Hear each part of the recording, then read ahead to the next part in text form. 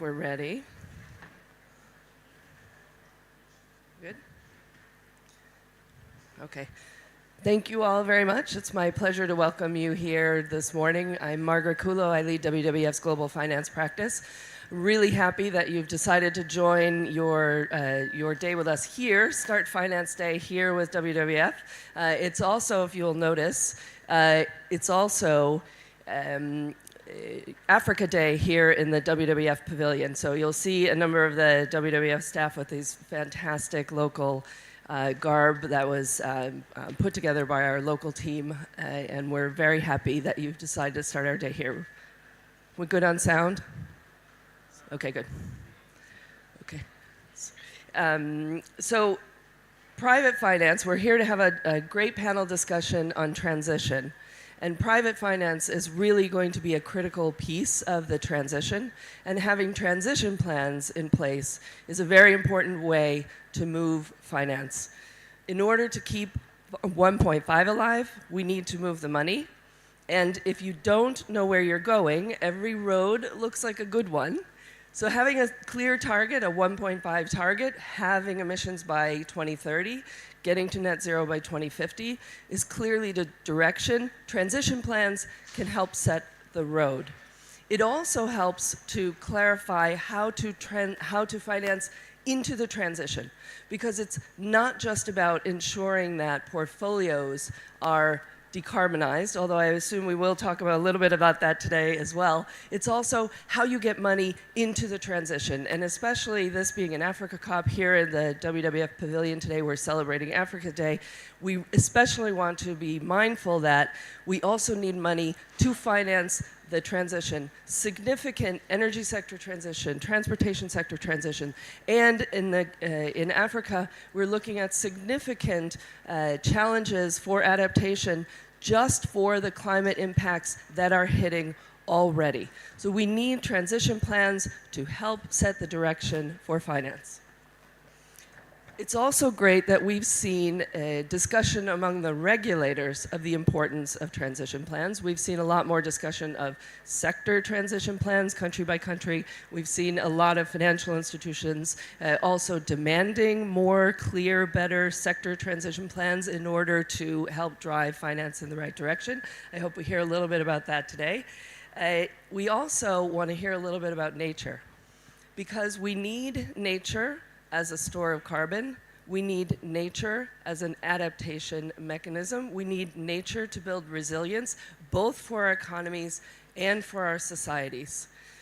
Incorporating nature into transition plans, I think, is the next discussion. Yesterday, I heard lots of discussions around the panels about the importance of these transition plans. We want to start also to think about how we incorporate nature into those transition plans. So without further ado, I want to transfer over to our excellent moderator, my colleague Karen Ellis, who is the chief economist for WWF UK. We want to hear more about the experience in the EU and in the UK on transition plans. And we have an excellent panel. We're very excited to have you all here today. With that, thank you and welcome.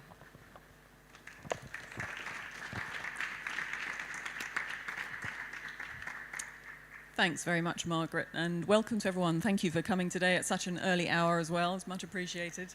So I'm Chief Economist at WWF UK, and we are part of the UK Government's Transition Plan Task Force, which was set up to define the standard for transition plans going forward in the UK. And companies and financial institutions are being asked to produce transition plans by the end of 2023 in the UK, which is quite a tight time frame. We are very excited about this whole agenda because we really see the potential of this to drive transformation across the financial sector and across the private sector more broadly, and a way to deliver the economic outcomes that are aligned with net zero, which is basically the only way we're going to achieve net zero. So this is a really crucial development in our view. So today we're going to talk about basically why transition plans are such an important part of the net zero transition, where we are at in the UK and in the EU on transition plans, because there are parallel processes going on in both UK and the EU, and what companies and financial institutions can do to get on board with this whole process and to prepare themselves for it. So we have a great panel today. I'm really pleased to welcome our panelists. So we have Kate Levick, who is Associate Director at E3G and co-head of the Secretariat of the Transition Plan Task Force, who have been doing great work, fantastic work at very high speed to sort of develop this guidance. And then we have Mathieu Garnereau, who is Director of Finance at the Climact project in ADEMA, which is the French Agency for Ecological Transition, and who can tell us about what's been going on in the EU on this agenda. Then we have Steve Waygood, Chief Responsible Investment Officer at Aviva Investors. Aviva have been huge supporters of the transition plan process and making that part of the regulatory framework. And last but not least, we have Rosalind Stein, who is Head of Climate and Biodiversity at AXA Group, and who can tell us a bit about the challenges and opportunities of a financial institution trying to develop a transition plan for the first time. So we should get quite an interesting discussion, a range of perspectives being brought to the table. So I'd like to get started and kick off by asking Kate, if you can tell us a little bit first about what's happening in the UK, and why was it felt to be so important to develop transition plans in the UK, and why was it felt important to develop a standard for transition plans in the UK as well? Thank you, Karen. So, hi. So, as Karen said, I'm Kate. I'm the co-head of the Secretariat for the UK's Transition Plan Task Force. Now, 1 year ago at COP26, the then Chancellor of the Exchequer, who's now our Prime Minister, Rishi Sunak, stood up with a green briefcase and made an announcement that the UK would be a net zero financial centre. And he announced a number of specific actions. One was that the UK listed companies and financial firms would be asked to publish their climate disclosure plans by 2023, as Karen said. And it was recognised that this was a very rapidly emerging norm. So transition plans are on everybody's lips. You've heard about transition plans yesterday, for example, from the UN HLEG, from the UN Secretary General's High-Level Expert Group on Finance. They're being talked about in numerous jurisdictions and by many international regulators. So this is a fast-emerging regulatory trend, but it's happened very quickly. It really builds on the TCFD, which of course itself has now updated its guidance to include requirement to disclose transition plans. But there isn't a massive body of transition plans yet out there. We're still at the first movers stage with firms, and there isn't really an established norm for what best practice looks like.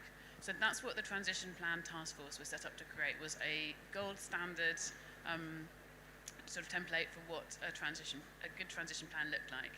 And now, 1 year later at COP27, the COP of delivery, Transition Plan Task Force has come back and delivered a sector-neutral framework for what a good transition plan looks like, together with interpretive guidance, and those are for consultation.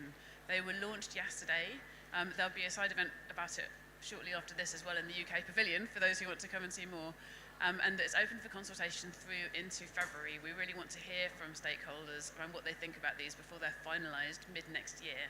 And then the process going forward with those is that we're working extremely closely with the Treasury, which gave the mandate in the first place and which co-chairs the Transition Plan Task Force.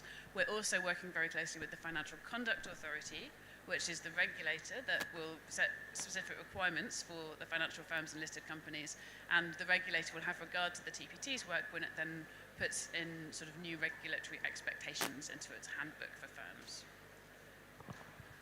Great, thank you. I'm just wondering if there's another mic up at the front. I thought there was one. Yeah, there is. Oh, great. Can we just pass that one around? Otherwise, we're going to be doing a lot of passing back and forth. So I'm going to ask Kate another question, actually, quickly before we move on. Thank you. So could you just give us a flavour of the key elements of that standard? I know that's not straightforward in a very short time frame. And also, as you know, WWF were very involved in making recommendations about how nature could be included in this transition plan standard as a way to deliver net zero and pointing towards future nature positive goals as well. Could you maybe just comment on how that has been incorporated into the framework that's just been developed? Yeah, absolutely. Does this one work? Hold it closer. Closer. Okay, good. Yes, so I would recommend everybody to go and have a look at the documents on www.transitiontaskforce.net, because there probably isn't time for me to do a full technical rundown, but suffice it to say that we've set out some principles for what is in a good transition plan, and then below that quite a number of detailed elements for what we would expect to see companies disclose if they're doing a best practice transition plan. And so that's all there. One of the things that has been set out is that companies should report on material interdependencies between their climate transition plan and their workforce, sort of communities, there's sort of social aspects, and also nature and the natural environment. So that's very much in there. The mandate we had from the Treasury was specifically around the net zero financial sector commitment. So at the moment, it does not go into huge amounts of detail about nature, but the connections are very much there. And to create the guidance we have put in there, we've worked very closely with WWF UK, which sits on our steering group. Tanya Steele, the CEO of WWF UK, has been a very important member of the task force, and we sought expert guidance from nature organisations, including WWF, to inform our work. We're also very interested to receive further feedback on this topic, particularly from companies and financial firms as to what they would like to see and are able to deliver around nature disclosure and transition plans. Great, thanks very much, Kate. So we should have been more organised about the order we sat in, so I'm going to ask Matthew a question, so can I borrow the mic? Thank you. Great. So, Matthew, can you say a bit about the EU process for developing transition plans and where it's got to in the process so far? Yeah, thank you for this question. So yes, EU has a long journey regarding sustainable finance. So we started the work in 2018, and at this stage, sustainable finance, the goal was to also include retail savers, but also companies and real economy. So it's a large view of what is sustainable finance at the very beginning. And after maybe 3 years of work, we published this year the standard for the corporate sustainable reporting. So we have a lot of acronyms. So there is the CSRD, there are the standard published by the EFRAG, so the ESRS. So a lot of terms, but this is standards of disclosure reporting for the E, the S, and the G. So it's not only climate, it's the whole topic. And for example, for the E, the standards are attached to a taxonomy that is a long word also, starting in 2018. And we have 6 objectives for environmental. So mitigation of climate change, adaptation, water, circular economy, limiting pollution, biodiversity, and ecosystem. And we also have same type of category for social and governance. And it's important that transition plans are tackled by very different way today. There is TCFD, ISSB, TPT, the US SEC, and also the CSRD at European level. And there are a lot of numerous of things are common to all these standards. So it's very nice to see that in many places there are quite similar standards, but I want to highlight some key elements different at European level. The first one is that the framework is mandatory and will cover most of the companies in Europe, but also subsidiaries of foreign entities, non-European entities. So it's very important, it's mandatory framework. It will be also validated by, we will discuss it after. And the second point is that it's a double materiality standard. And it's maybe for the climate we can discuss single or double materiality. When we will discuss about nature, it's more complex to only view the risk part. So with the double materiality, we have an inclusion, and we can tackle not only climate but all the topics dedicated to environment. And what I want to say is one of the specificity of the EU plan is that the plan of a company must be a contribution to the EU strategy. So it's not a plan that has to tackle the own risk of the company. It's more a contribution to a global strategy that is aligned with a lot of regulations that are planned by the EU in the context of the Fit for 55. And this is the clear link between finance and real economy, thanks to a global view of the strategy of transition. Great, thanks very much, Matthew.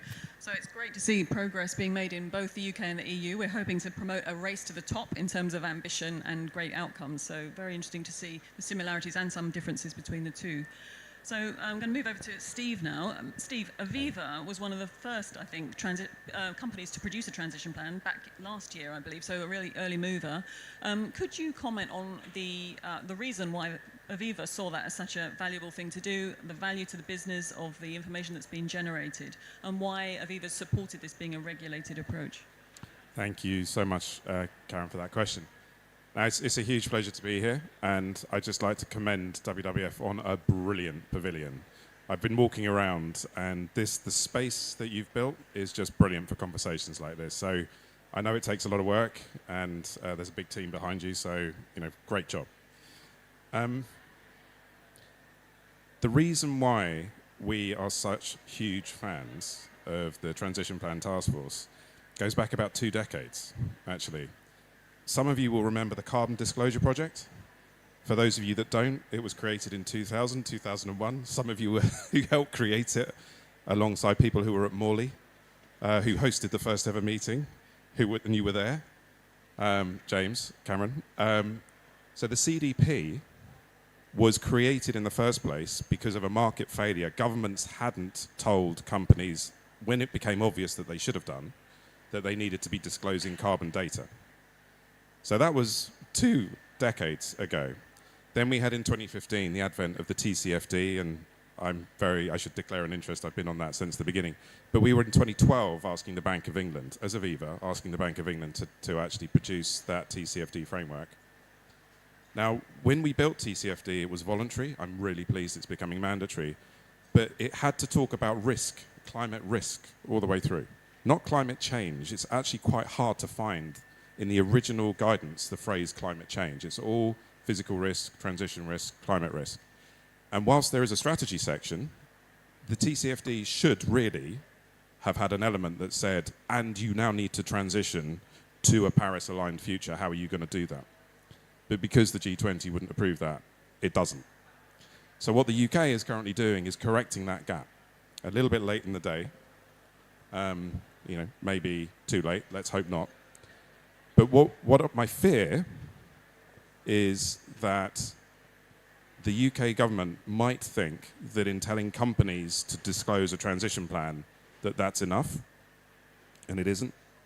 What I love about the guidance, and it is brilliant, and do please read it yesterday, the stuff that was issued yesterday. What I love is that the companies like us are being, and ours was published, we wrote it in about 3 or 4 months, and we published it, just as you say, towards the end of last year. There is a major section on what do we need to see from government policy in order to sustain the transition in the entire sector that we're in, and that no one competes against us. So why do we did it because we felt we wanted to show leadership, and we know we need, from the companies that we own, we know we need a transition plan. We've been telling the oil and gas sector for some time to do one, and so it's only fair that we do one ourselves. But what we need, as an investor, we need to know where the companies are heading. As an insurer, we need to know what risks we're taking on, and transition plans help inform both of those decisions. Now, I could carry on, but I think I'll probably use my few minutes response. That's great. Thanks, Steve. So, Rosalind, turning to you then. So, AXA's in the process of developing a transition plan. Could you tell us a bit about the challenges and opportunities you've faced in developing that and the journey you've been on with it? Thanks very much. So I think there's going to be some healthy French-British competition on this panel today. When I thought about how would I talk about what AXA's doing on its transition plan, I really thought back to 2015 and to the Paris Agreement, which is where we have the language around aligning finance with the ultimate temperature goal and keeping 1.5 alive. I think we need to keep that in mind. And when I look back at what AXA's done since 2015, we have a lot of very foundational pieces already in place. We announced our first policies on coal exclusions for both investment in 2015 and then insurance in 2017. We have a green investment target that's grown from 3 billion. It now sits today at 26 billion by 2023. We set our net zero target in 2019. We've got currently already got our intermediate target for our asset owner commitment for 2020 5, and we're working on our next one. So in many places you could say, well, what role would a transition plan have? Because we do have some quite neat components already out there for the market, and we can talk about that with our investors.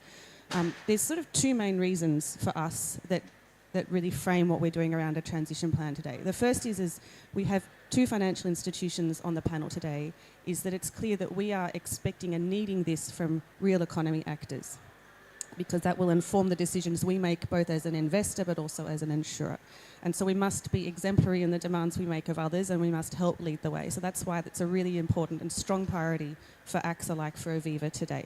And the second reason is that while we have those foundational pieces around the most carbon-intensive forms of energy generation, for example, or investing in what is already very green, it's about what's in between the two that is the absolute priority for everyone today. It's about transitioning the whole economy. There are certain hard-to-abate sectors, but it's not just that, and it's really a team effort. And so the transition plan process for AXA is helping us understand as a company for both sides of our balance sheet, what does transition mean? How are we viewing that, both in the macro level as an investor, but as a large commercial lines insurer, is particularly how do we want to accompany our clients on that journey? What kind of information do we need to see from real economy actors? And that's been so far a really positive experience, I think, and a very company-specific experience. How ultimately it will be disclosed and shared with the market, but I think that's something I would stress as well. It requires all key business functions, really strong governance, and it's quite a long process, but it's a very important one for each company to undertake in the first instance. So that brings up many different risks and opportunities which we can discuss further. Thanks. Great, thank you very much. I think it's that process of embedding the transition in a company's decisions and across the board in the company's thinking is really fundamental and transformative, because it wasn't that long ago before when climate and nature and environmental issues were really niche little bit on the side, just the sustainability departments worrying about it, but now it's becoming very central to companies' strategies going forward and their survival, in a future low carbon economy. So I think that's a really important development, getting companies to think about how they're going to deal with this transition through their transition plan. The other big objective is tackling greenwashing, because I know there were lots of examples of companies setting net zero targets without any plan for delivery on that, and that was obviously open to greenwashing accusations, which now these transition plans should help to address, because companies will have to set out how they're actually going to get to those targets. So it's great to see that happening as well. So maybe to come back to Kate, why was it felt in the UK? So in the UK, they've asked companies to report on a comply or explain basis in the first instance. But I think the clear direction of travel is towards mandatory transition plans. So why was it felt important to have mandatory transition plans rather than just relying on voluntary initiatives like GFANZ, for example? Sure. Well, I should add, just since you mentioned GFANZ, so, GFANZ, currently all the GFANZ initiatives are part of Race to Zero, and of course the UNFCCC champions Race to Zero requirements for firms now also say that firms should be publishing transition plans. So just to give that a little mention as well, to show how this is really becoming a universal norm. But what's happening right now is that we are seeing a pivot from these voluntary commitments that are very difficult to hold accountable, may not be consistent, may in fact not be very credible, through to regulation. And we're seeing that happen very rapidly. In the UK, the UK has a history of going early with green finance regulation. Back in 2013, the UK put into the Companies Act, which governs corporate disclosure, that companies should report on their scope 1, 2 and 3 emissions on a global basis. Went very early with that. Has been consistently strong on green finance regulation, and has a whole package in train, policies that are sort of similar to and very complementary to what the EU is doing in terms of having a green taxonomy, having sustainability disclosure requirements, of which this transition plan disclosure will be part, etc., etc. And I think that just illustrates a bigger regulatory trend that we're also seeing the international regulatory bodies moving into creating international standards.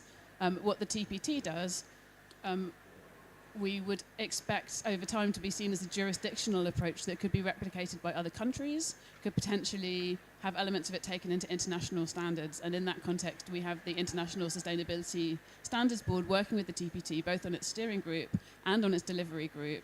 And the work that the TPT has done is entirely aligned with the current draft of the ISSB. And we, in fact, for those interested, have published a technical annex which sets out exactly in detail how that alignment works. But why? Why this pivot to regulation? Well, I mean, the UN Secretary General put it in quite strong language yesterday when their task force on voluntary commitments was launched. There has been a lot of greenwashing. We don't have the standardization that we need. Regulators don't have the aggregated data that they need from such plans and commitments to understand whether the economy is on track to transition to net zero or not. And they are starting to take this very seriously in many, many different forums. And that's why we're seeing transition plans pop up all over the place. Certainly from an investor perspective, you know, the arguments for doing this have long been clear in terms of having clear regulatory requirements. It's to produce data that is consistent, comparable, and credible so that it can be relied upon. Over time, you know, data that can be verified, that can be assured, that can be audited. We need this to be on the same front as financial data currently is. And of course, it took a while to set international financial reporting standards, but it happened. And what we now see is the International Sustainability Standards Board being a sister organisation to the IFRS, working very closely with it, using the same principles of accounting. And I think what we're seeing on the sustainability side is that same process, but happening much, much faster. Great, thank you. So, Matthew, can you maybe explain the process for assessment and supervision that's going to be happening in the EU and also the contribution of your agency to that work? Yeah, thank you. Yes, for the process, it's important to see that when we talk at this point of transition plan, it's disclosure on transition plan. No, it's not the real the transition plan, it's only the disclosure of the plan. And the element of the disclosure are, for example, the governance, the current performance of the company, the targets, science-based targets, its action, the potential action, the engagement with the supplier chain and the clients. There are a lot of action, a lot of data points dedicated to transition plan, but it's only at this stage a disclosure on transition plan. And what we have done in Europe is that the CSRD, when we switch from the previous extra financial directive to CSRD, we have now, we will have, starting in 2025, a disclosure that is mandatory, but that will be validated with the same level of quality as financial reporting. So it's not an extra financial reporting. It's the sustainability reporting is equivalent to a financial reporting. So it's an important point. It's only disclosure, but with a financial quality and external review. This is the first point. The second point is that when we have you have the disclosure of the transition plan, you want to know, is it the plan correct? Is it credible? Will the company reach its targets? And we have lots of companies, for example, large oil and gas companies that publish a transition plan. So it's okay, and they have a disclosure on that. But when we need also an assessment of the quality of this transition plan. And this is a work that has been done at ADEME since a long time ago. A bit. We started with COP21, and we had a partnership with UNFCCC in 2016 to develop a methodology that is called ACT for assessing low carbon transition. And this methodology can help companies to build their transition plan, but also can be used by external parties to evaluate the quality of a given transition plan. And it's very important to have this, and this is clearly the next step. It's not only the disclosure, the first step is to have commitment, second step is to publish its transition plan, but the third step is to have an analysis of the quality of this transition plan by external parties with robust methodologies. And at this stage, there are two types of robust methodologies. There is one at the Climate Action 100+. There is this ACT methodology developed by ADEME. And we have a partnership with the World Benchmarking Alliance that use the ACT methodology to provide free benchmark. So you already have available online. You can go to the website of the World Benchmarking Alliance. You have the evaluation of the quality of the transition plan of the 270 more emitting companies in oil and gas, in electric utilities, in transportation, and in automotive. So you can see all this. You have some kind of similar benchmark on the Climate Action 100+. So we don't have to wait to the CSRD in 2025 to already use some information regarding the transition plan. So. Great, thank you, Mathieu. I'm looking forward to reading some of those reviews actually on the World Business Alliance website. So you could say it's becoming increasingly mandatory to have transition plans. Not quite fully mandatory yet, but we're definitely heading in that direction in quite quick time frame. Not only in the UK and the EU, but also the US is talking about transition plans, and lots of other countries have expressed interest in learning about transition plan guidance. And we're seeing it being picked up by international regulators, IOSCO, FSB, I think, as Kate mentioned. So we're definitely on quite a fast pathway, and it's clear that that's going to start to filter through global capital markets quite quickly. Companies who want to access those capital markets are going to have transition plans in place. So that's something that companies are going to have to get to grips with. How do they produce transition plans quickly, globally? Rosalind, I wonder if you could give us some thoughts on how can companies start to address this if it's quite new to them? You know, what frameworks or tools can they look at? Where's the sort of best source of advice and guidance they can turn to help them with that process? Thanks. There's enormous amount of, I think, useful information, literature available already to start thinking about this. Obviously, what's been announced by the TPT is an interesting starting point. I think that the work that GFANZ has published recently, and credit to Aviva for their contributions to the report, the guidance for financial institutions transition plans, I found quite useful as well, particularly when talking with my colleagues.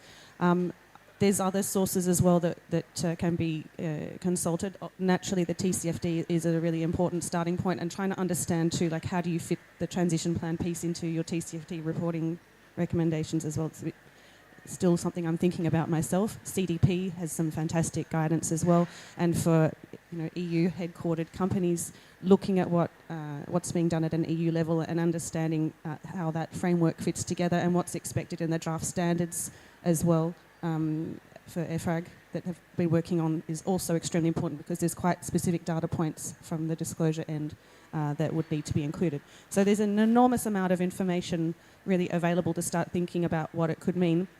The other thing that we've found is often when you start going through the process internally, you come up with lots and lots of questions. And I think that's a good thing. This is, as you said, this is the first attempt that everyone is undertaking at the moment to create a transition plan for their own for their company. So it's normal there's lots of questions, and it's also normal we don't necessarily have all the answers straight away, and that's part of the process that we all need to go through, and not to be afraid of that either. And I think the last thing is, that I mentioned before, but I really would emphasize, is that it's a whole of business exercise. It must involve all of your key functions. It can't just be something that a sustainability team or a responsible investment team is managing, because transition will affect all of the business, and making sure that you have the right people at the table, and also not having a blind spot for things like training for your own staff as well is something that we often forget, but is essential if we're going to see these plans implemented and operationalised, because in the EU they will be audited. So knowing that you have then the processes in place that are auditable, and that everyone understands that's the new business as usual. Ultimately, that's what we're all aiming to get to. Brilliant, thank you. Turning to Steve again. So Aviva is on the task force. Indeed, Amanda Blanc, the CEO of Aviva, is the co-chair of the Transition Plan Task Force Steering Group. So obviously very bought into the process. Could you just say why Aviva thinks it should be a mandatory regulated process, and also comment more broadly on the enabling environment and the policy framework that's needed to really support financial institutions and companies to, take forward their transition plan at pace? Thank you. That's a huge question. And so we've got 3 minutes. So Since about 2005, we've been saying that this is a market failure. It's the world's biggest market failure. It needs to be corrected by the disclosure of data, and the leaders will disclose it, naturally, but then they'll actually look like the laggards if the laggards don't disclose it too. So there's this inherent mechanism that stops disclosure just being voluntary. It has to be mandated, and it's taken 15 years, but IOSCO is now really getting on board with this kind of thing. You've got central bank governors now, most of them getting that not only is climate a problem, but also biodiversity. We've got a crisis right with us right now on that too, and we have to solve for both crises at the same time because both represent profound financial stability moments. Both could destroy the business model of insurance, and if that goes, then so does banking, and then so does investment. So this is an enormous financial stability issue. The science is very clear about that. I think it's worth saying. So what do we do with the data? I love what Adem's doing with WBA. The World Benchmarking Alliance will take the data that Carney and others through GFANZ are saying will be disclosed in the next year or two. Most people won't understand the data because it will be a deluge of data that stakeholders will find very difficult to comprehend. I am sure that you will already be thinking about how do you benchmark the financial institutions that are not yet in scope, so that everyone can see who's top, middle and bottom.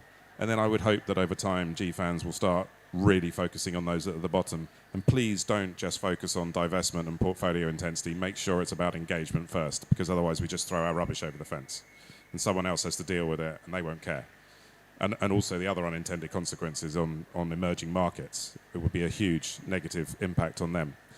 So I actually, in terms of how we change the whole system, I think if you think about the moment that we have among us now, we've got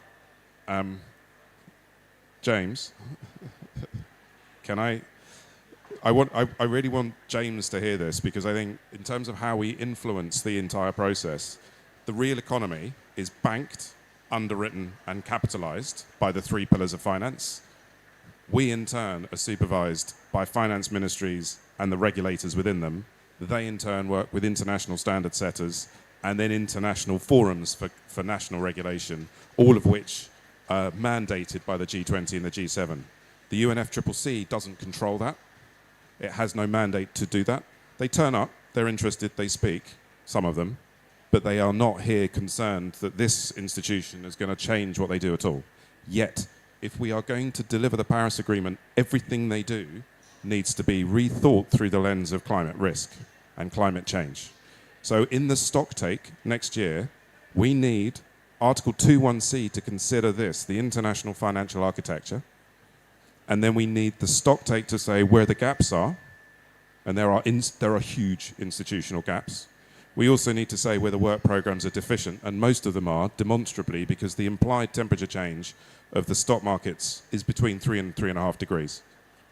That's the biggest measure of all that shows that there is catastrophic failure at the moment of nation states to deliver their NDCs. Now, this system isn't the solution by itself. We need a carbon price. But we then need to get the financial architecture mobilizing all of finance and bringing forward market, dealing with market myopia. And in 2024, we have the 80th anniversary of Bretton Woods. Let's go back there. Let's get Lula to make a finance track meeting happen in Bretton Woods, so the finance ministers from the South, the developing South, meet there again, iconic venue, and let's get them to plan for the next 80 years. And if the Second World War was what precipitated Bretton Woods in the first place, if we are to avoid a Third World War when we have 3/4 of the world's population migrating, we've got to do that now. And that's part of the answer. So I was devastated, actually, that the European Commission was unsuccessful in getting Article 2.1c tabled for debate this COP. Because this COP needs to do a stock take of that finance, not just development assistance. Development assistance is 5% of the problem, if that. At the moment, because they want to focus on development assistance, they've forgotten the 95%. And that's playing into the petrostates that are here. Massive unintended consequence. So that's part of how I hope we can harness markets to deliver a smooth and well-managed just transition to net zero by 2050. Bretton Woods 2 in 2024. That's brilliant. Thanks, Steve. I love this vision. Absolutely crucial. We need the whole financial architecture to be delivering on this. I would also say that at the national level, we need governments to be creating the policies that will support the financial sector to invest in the things that their country needs to, support that transition as well. So we've been working with Aviva on a whole of economy transition advocacy sort of piece that really talks about how government needs to do its bit as well. We've had some challenges in the UK around that with recent changes in government, but actually I think the government does see the need. There's a net zero strategy that's being updated as we speak. So that is a crucial part of the transition as well. So now's the time actually for some questions from the audience. Hope to get a couple of questions perhaps, and then we'll take them in one go probably, well, unless there's more than that. Okay, Tony, go ahead. Great, thank you. And just say, well done for your leadership. I think this has such huge potential to be really transformational if we can deliver this. And Bretton Woods too, I'm a huge fan. I think that's such a fantastic idea. The current Bretton Woods institutions are not fit for purpose, so we need to look ahead. On that road then, both with transition plans but also Bretton Woods 2, tell us a bit more about where the US is, because they're such a key player, so much private finance. Where are they and how do we get them over the line on this? Thank you. Great, thank you. Mark, we'll take a few questions in one go. Hello, Mark Goff from the Capitals Coalition. On Bretton Woods as well, we've already started talking to them with S&P and others about that, so I'd be very interested in picking that up. I was interested in the idea of information is only useful if it flows to the right people. Where are we on the digitalization of this information? We're launching tomorrow the digitalization of sustainability data lab here at COP, but that information, we did it with financial data with XBRL and others. We need to get ahead of that now with this data and not retrofit it afterwards. So have we already started building that into the transition plans? Great, thank you. Any other questions? Alors, with Karen, we have a question. You didn't mention the SBTI among the framework we can use to assess the transition plan, so we were wondering why you did not mention SBTI. It would be interesting to know. Great. Any last question? Okay. I will go back to the panel. Maybe we just do one round from everyone to respond to the questions they want. Oh, sorry. Yep, James. Sorry, we're having chats at the back here on the basis of some ideas about Bretton Woods 2, which, by the way, is a very good idea. And it may well be that we have a unique moment with female leadership that understands the climate change issue very well in the key economic institutions. You may not get this particular constellation of stars to align. Again, will be a really good moment. Just think ECB, WTO, Ngozi now has really got this issue. She's moving things forward in a way that no previous Secretary General has ever done in the WTO. Dan Esty, my old mate, who really does understand the interlinkage between trade and climate, is in position giving her advice. And, we've got IMF. World Bank needs some work, and in the Treasury in the US, right? But again, some useful leadership, some good advice going in. I saw John Morton yesterday. I know he's really focused on these issues. It would be a great moment to do that rethinking of the economic institutional architecture, but with finance in mind, finance in the full sense of the word, not just public finance. All power to you. I will lend a hand in whatever way I can, but I do think it would be good to introduce this connection between this system, still very much public finance focused, and the international capital markets, which need direction too. Right? Brilliant, thanks, James. Yeah, that's huge scope for blended finance mechanisms, all sorts of middle ways that we need to find to actually support this transition. Okay, so I'm just going to run through the panel from right to left, and I probably see it as your final intervention, so just respond to whichever questions you would like. Yes, for the quick question regarding SBTI, yes, it's important to have a science-based target validated. It's one first step for the plan. When I talk about the ACT initiative, but also the Climate Action 100+, I was referring to a publication of GFENS. So the GFENS has published in September a report detailing what are the elements of the transition plan in the different standards and regulation. So ISSB, EFRAG, etc., and TPT, and they also provide in their review the most robust methodologies to assess transition plan, and they mention both the ACT initiative and the Climate Action 100+. So this was why I mentioned them. I might just speak about the piece about digitalisation. I'll leave Bretton Woods to Steve. I think that the net zero data public utility is a really powerful initiative, and I think will help with quantitative information and making it available. I think it's really important that that information is freely available to everyone and in an easy to understand way. So that's the challenge for the next 12 months. I don't know that necessarily what you would see in a transition plan is going to be easily translated, because it will be certainly company specific. But one of the things we've been looking at, and we do particularly on the asset management side, is that ensuring that your analysts are looking at transition plans in the same way they'd be looking at any other information about a company. So thinking of it like, you know, the strat plan that's announced to the market, also look at the transition plan. So it's going to have a qualitative element to it, but it's really important that they are considered on a case-by-case basis. Thanks. Great, thank you. Kate, and maybe commenting on the question about the US, where the US is at as well. Oh, thanks, Karen. So I'll say something with my TPT co-head of the Secretariat hat on, and then I'll say something with my E3G hat on. So in the context of the TPT, we have spoken with a lot of jurisdictions who are very interested to see what the UK is doing and to learn more. And the US is certainly among one of those. We have, you know, given briefings directly to the White House on what we're doing. They're following with great interest. And as those who follow the US will know, transition plan disclosure is part of the SEC reporting rule that was put forward. Although, of course, that reporting rule is some way from being finalised. And I think, you know, it's difficult for the US to put through some of these regulations. They don't have always the same scopes and freedoms that Europe has, for example, but I think they're really trying to drive forward that agenda. I would add, putting the different hat on as E3G, that, you know, the US is in a, leaving aside obviously the midterm results today, which actually I haven't caught the latest on, so I'm speaking not having seen the latest numbers. I'm sure others in the audience have.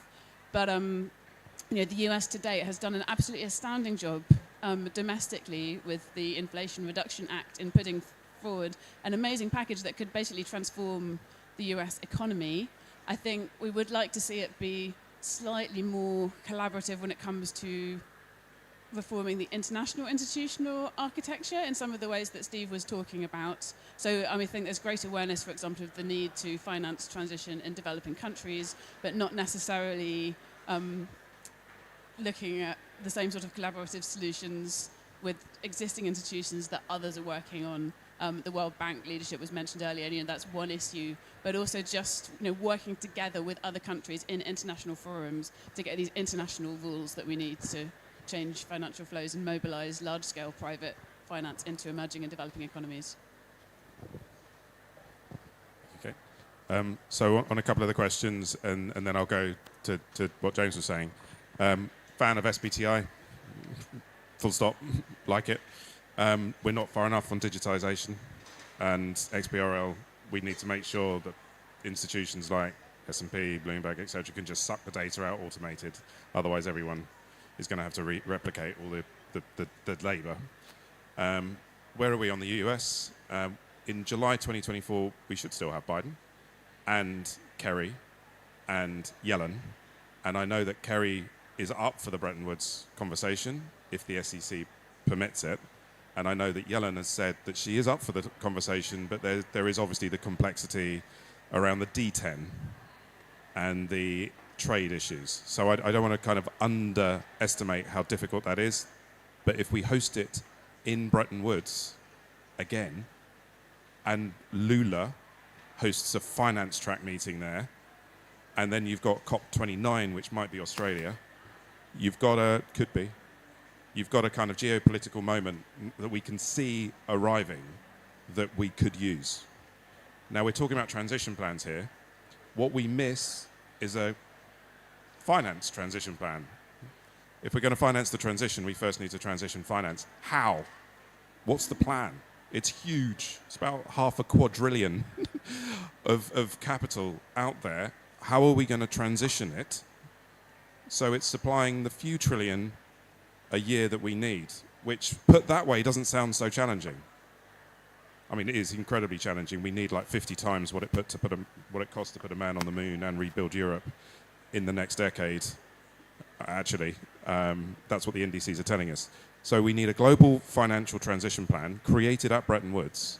And just as we have a UN General Assembly for the heads of state, and there's an SDG process, and there's a Paris process, we then need a modality that then makes sure that the transition plans that each of the institutions within the financial architecture will then need to do, not just companies, not just us, but all of the institutions within the financial architecture, we then need a UN General Assembly of Finance where the heads of the central bank governors, the finance ministers, and the principals of GFANZ then have the debate, have the conversation.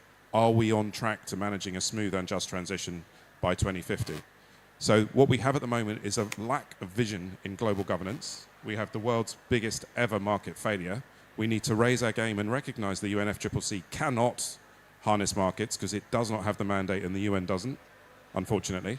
And we then need to go to the institutions that do and tell them what they have to do to manage the transition. It's time. Brilliant. Thanks very much, Steve. We're nearly out of time, but I hope this has given a good flavour of the sort of process of developing transition plans and how that's underway in various countries around the world, how it's an inevitable direction of travel that's speeding up and everyone's got to get with the programme. I did want to just point out that, as Kate, I think, said, the draft guidance or the first set of guidance from the Transition Plan Task Force came out yesterday. So please do have a look at that for the UK. And there's an event, I think, at 10:45 today in the UK Pavilion if you want to hear more about it. So please do go along to that. Also wanted to flag that WWF has a couple of papers which are relevant too. So we published a paper today on credible criteria for transition plans, climate and nature transition plans. It's from the WWF International Network. It's aimed at a global audience, including companies in countries that don't necessarily have a framework for transition plans yet, because there is growing appetite from companies everywhere to understand what these transition plans look like and how to address them. So that's coming out today. Please have a look at our website. And we're also publishing a paper on how to incorporate nature into transition plans, because we really believe it doesn't make sense to have net zero transition plans without incorporating nature. You can't achieve net zero without nature. And the two are so interlinked that there's no point in having separate work on net zero and on nature. So we're incorporating that. And that paper's coming out at CBD COP, so in a few weeks' time, please have a look out for that. It points to the frameworks and tools that companies can use to integrate nature into their transition plans. So I think we better stop there. Thank you so much for coming to this event today, and if you could join me in thanking our great panelists for what's been a really interesting discussion. Thank you.